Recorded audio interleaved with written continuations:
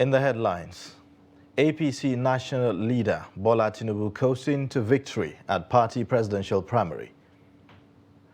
Church confirms 38 deaths, plans mass burial for unidentified corpses in Owo killing. Three-story building collapse kills one in Kano. Away from Nigeria, train derailment kills at least 17, injures over 50 in Iran. Hello and welcome to Trust News Update. I am Ayuba Ilya. Thank you for joining.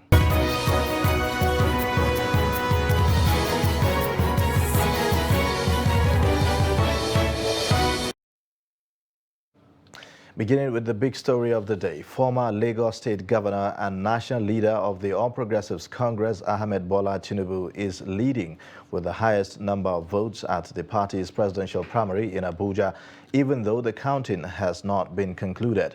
From the votes so far counted, Rotimi Amechi is trailing Tinubu with 316 votes, followed by the Vice President Yemi Osinbajo with 235 votes. Senate President Ahmed Lawan garnered 152 votes. Kogi State Governor Yahaya Bello got 47 votes. David Umahi of Ebonyi State secured 38 votes. Cross River State Governor Ben Ayade had 37 votes. Rochas Okorocha, Pastor Tunde Bakari and Jack Ridge got 0 votes each. A gale of withdrawal from the race by aspirants cleared the coast for Tinubu to take the lead. 7 aspirants who picked the party's tickets for 100 million naira each had stepped down for Tinubu. More than 2,000 delegates voted at the convention, which commenced on Tuesday evening through Wednesday. Now, before the voting commenced, President Muhammadu Buhari urged aspirants who lost in the APC primaries to follow party reconciliation processes. He urged the victors to be magnanimous in victory and aid by the party rules, pointing out that in every competition we're bound to be winners and losers. National Chairman of the All Progressives Congress, Senator Abdullahi Adamu, had urged delegates to choose a strong candidate that will lead the party to victory in 2023 presidential elections. Earlier on, the aspirants had shared with delegates reasons why they should be considered for the nation's top job.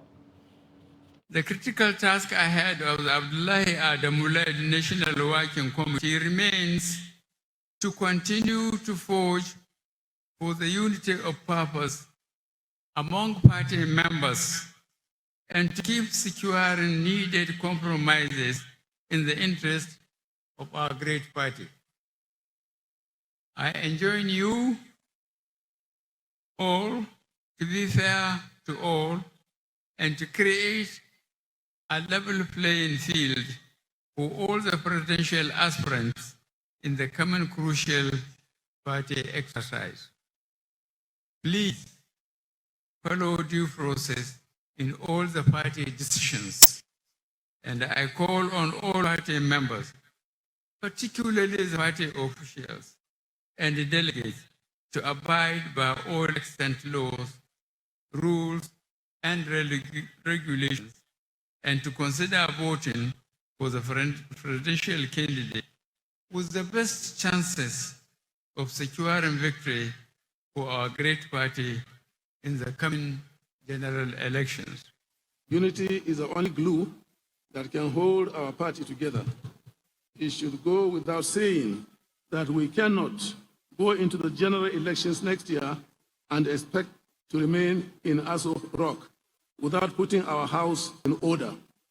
It does not take rocket science to unite the party. It takes sincerity of purpose, commitment, and determination to sacrifice our individual interests and ambitions to the larger interests of the party in the Federal Republic of Nigeria. I can lead our party towards the brightest future. I have expertise, my record of corporate leadership, my financial expert, my experience as an executive governor of Lagos make me unique among all other aspirants. Your Excellency, in my 57 years of existence, I want to tell Nigerians and the delegates who are here, don't vote for me if I'm qualified.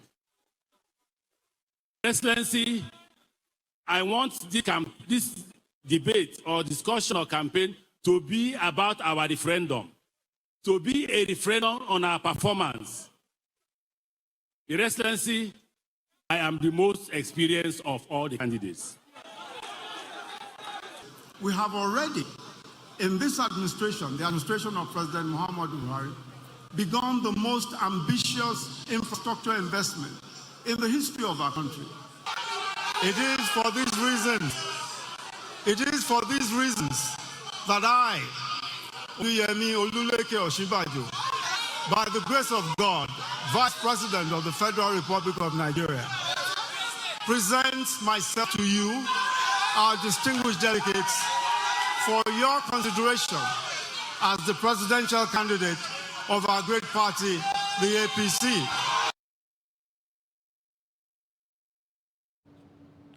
Meanwhile, candidates who emerged in the recently concluded primaries of the All Progressives Congress APC have expressed optimism that the party will emerge victorious at the 2023 general elections. Trust TV's Idris Jibrin reports that the APC in Kano also confirmed that the primary election was successful as no much complaints were registered.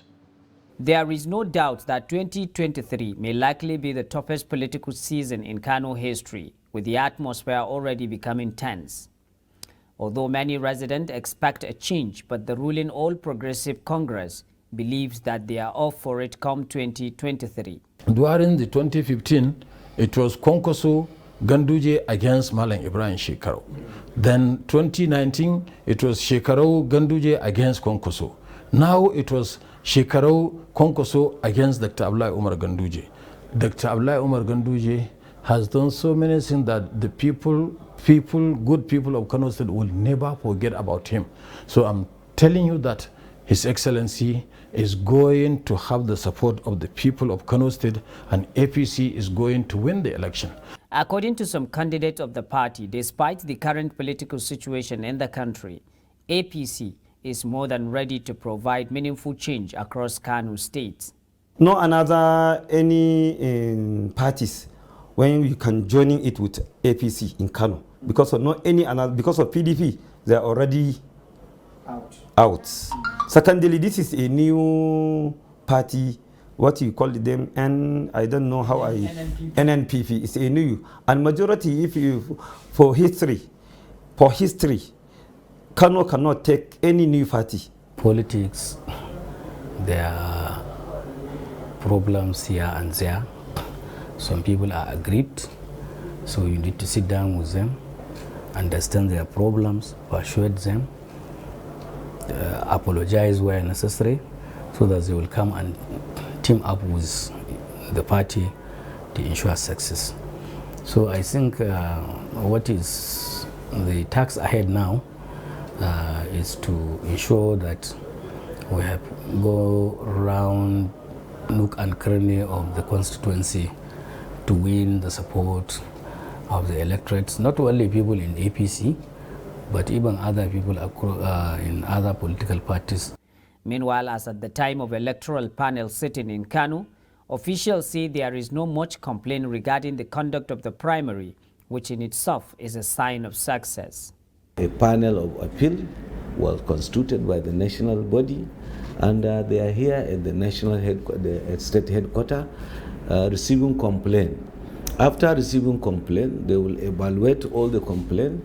If there is any issue, they will let us know that so local government there is an issue. These are the issue. Maybe they may disqualify that election. While 2023 is fast approaching, it is hoped that the election will represent the will of the electorates. Idris Jibrin, Trust TV News, Kano.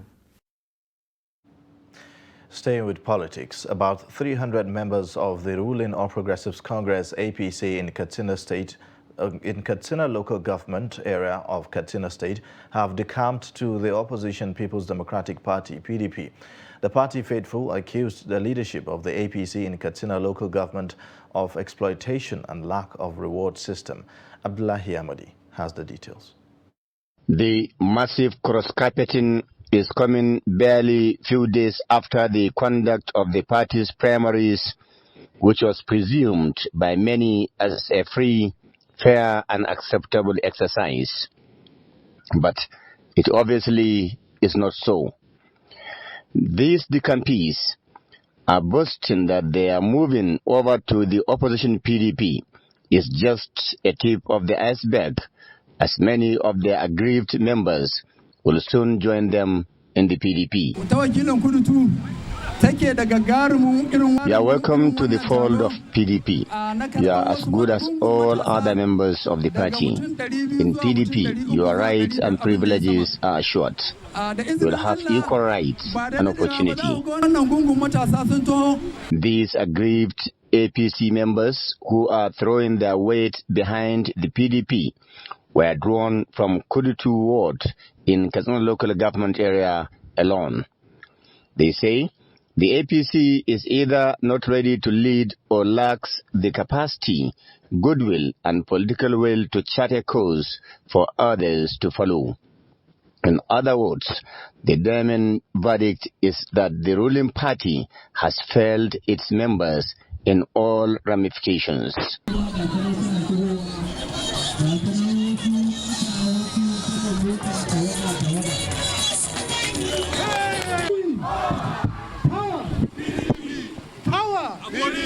Alhamdulillah. Receiving the decampees into the fold of the PDP, a former secretary to the government of Katsina State, Ibrahim Saidi, and a former permanent secretary, Danjuma Alti, assured them that the PDP was the only reliable party through which Nigerians could actualize their dreams. The PDP is the unifying political party. The gubernatorial candidate, the party under which Governor Yaradua and Governor Shema both performed wonderfully, and that is why people are decamping from other parties to PDP.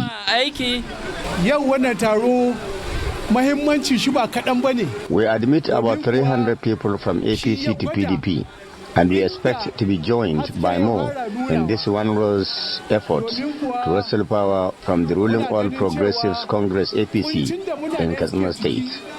They say the PDP is ready to receive all interested people from all other political parties, not just the APC, who can assist it in wrestling power from the ruling All Progressive Congress APC in the country and Katsina State in particular.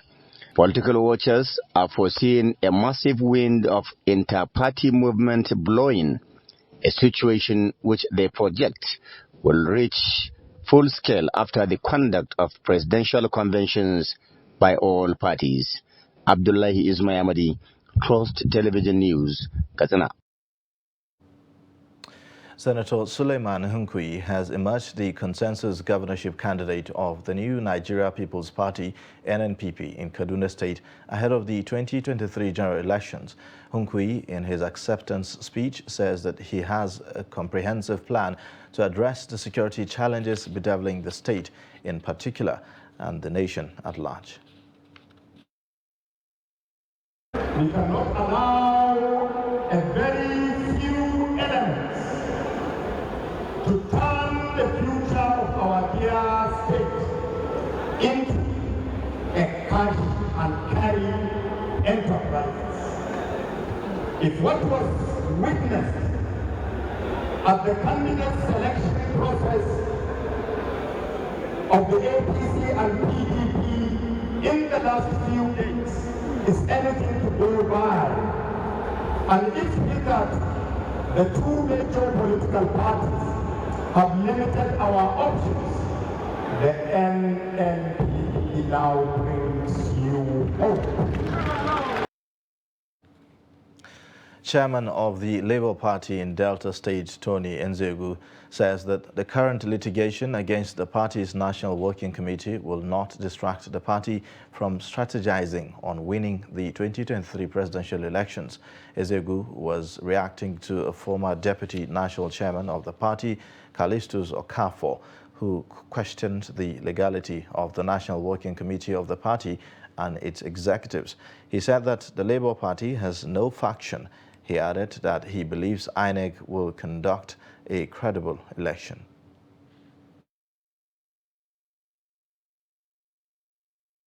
Some persons out of greed are trying to reap where they did not sow. If you could remember, you remember that when our late chairman, national chairman, A.A. Salam, those similar problems were there, and that issue was completely resolved. But for the fact that these people were unable to come back because they have messed themselves up, they are now trying to find relevance. Authorities of the Diocese of Ondo on Tuesday said 38 persons have so far been confirmed dead in the Sunday terrorist attack on St. Francis Catholic Church, Owo, Ondo State. The diocesan bishop, Jude Arogundade, said that there are plans to give mass burial to those whose bodies could not be identified by anyone in Sunday's attack, adding that the church will notify the public on when the mass burial will be done. The World Health Organization country representative and head of Mission Nigeria, Walter Mulumbo, during a visit to Akeredolu, said that it will support the state government with emergency trauma materials to assist it recover from the terror attack. Similarly, the United Nations Secretary General Antonio Guterres, in a statement by the spokesperson for the Secretary General, Stephanie Dujarric, on Tuesday emphasized that the attacks on places of worship are abhorrent and called on the authorities to spare no effort in bringing the perpetrators to justice.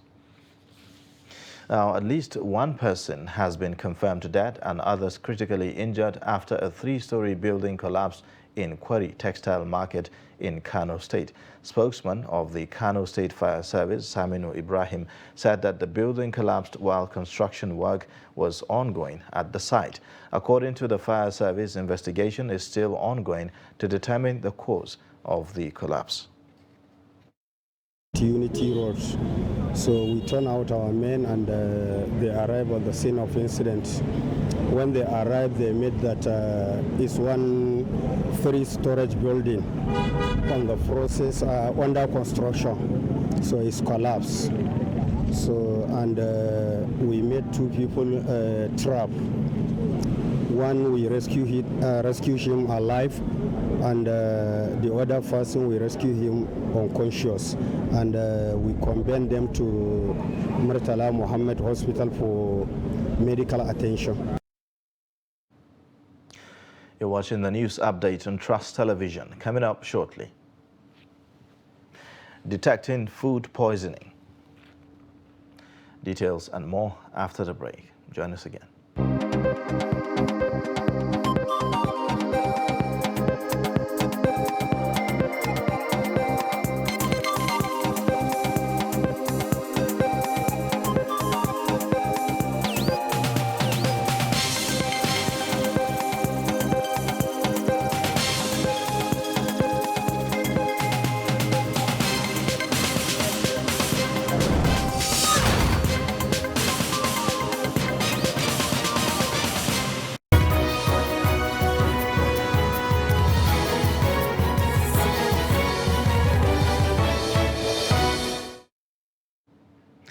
Welcome back. Here is a reminder of our top stories again.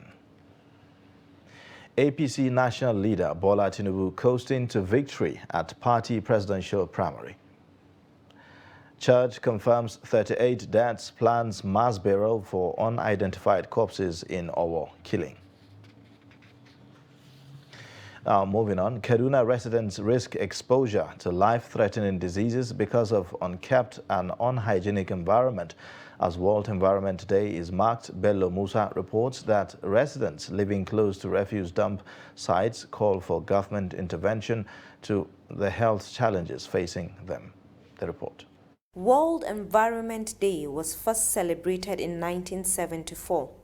The day is meant to raise awareness on environmental problems like air pollution, effect of plastic waste, global warming, and other environmental challenges.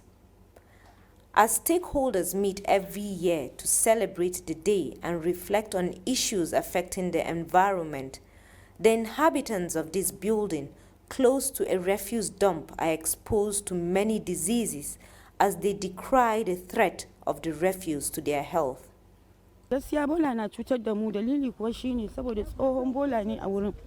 We are many in this house and the refuse is affecting our health. People dispose waste day and night and we can't stop them.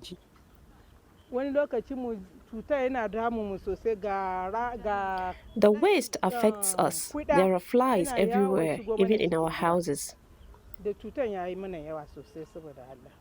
They say the offensive odor from the waste finds its way into their rooms and called on relevant authorities concerned to come to their aid. We call on the government to evacuate the refuse. We don't allow our children to come out during the rainy season because they may fall into the ditch.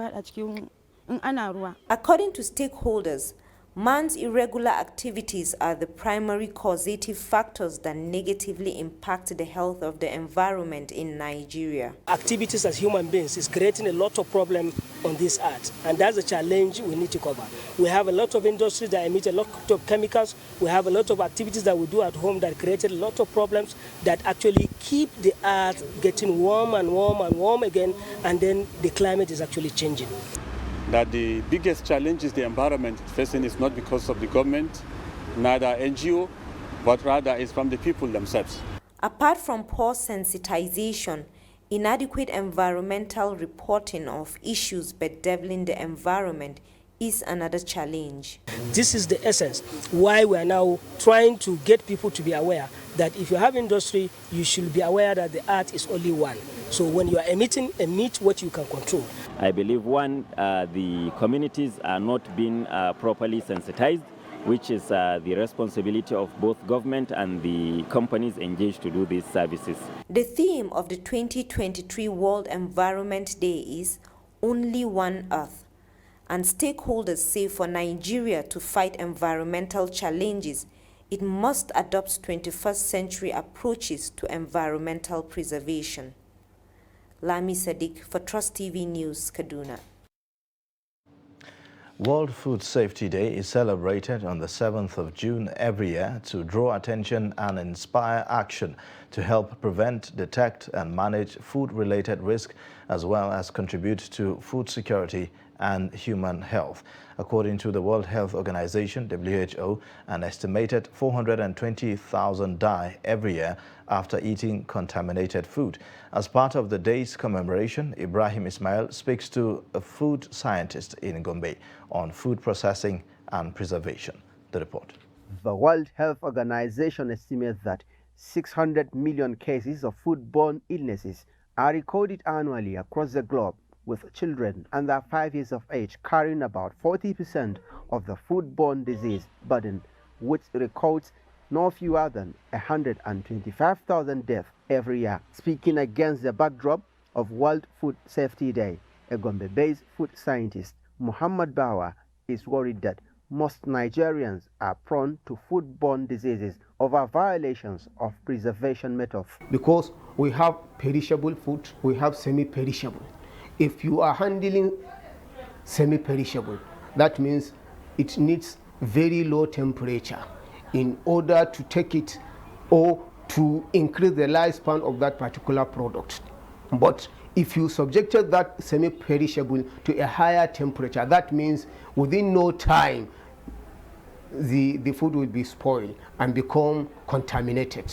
And if someone consumes that particular food, it will develop an issue to him. Okay. So the way of preserving foods in Nigeria is not actually the way it's supposed to. If we have good preservation methods in Nigeria, we can take food around all their cycle. Bawa said Nigerians need to take measures to ensure food safety from planting to consumption. We have some contamination in cultivation crops. Maybe we have physical contamination. Maybe the seed is not good seeds.